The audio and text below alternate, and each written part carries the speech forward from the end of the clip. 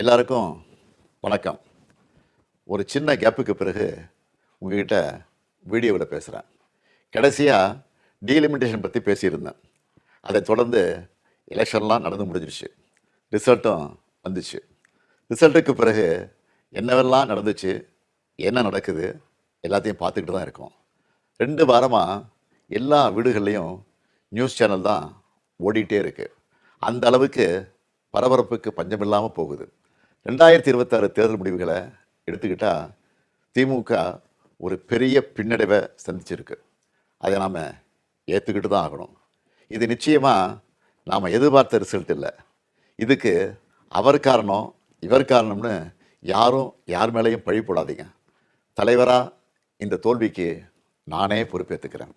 வெற்றி கிடைக்கும்போது எனக்கு தான் அந்த கிரெடிட் வந்து சேருது.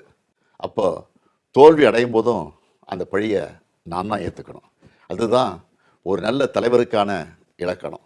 சரி, தோத்துட்டோம், அதுக்கு நான் அதையே நினச்சிக்கிட்டு முடங்கிட மாட்டேன். உடனே அப்டேட் ஆகி மீண்டு வருவேன்.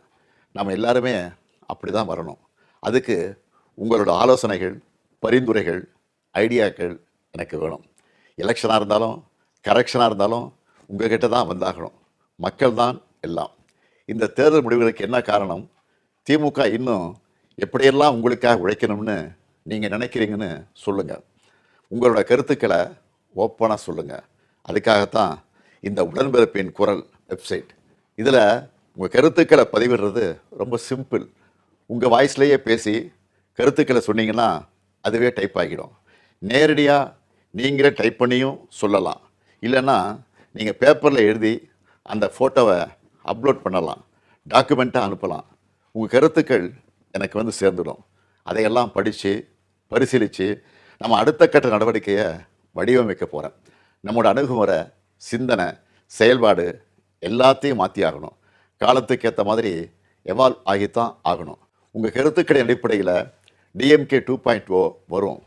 கட்சியோட எல்லா லெவல்லையும் தேவையான மாற்றங்களை செய்ய போகிறேன். இதனால் அடுத்த 100 ஆண்டுகளுக்கும் இந்த இயக்கம் உயிர்ப்போடு இயங்கும், உங்களுக்காக இயங்கும். உடன்பிறப்பே, நீங்கள் சொல்லுங்கள், நான் கேட்குறேன்.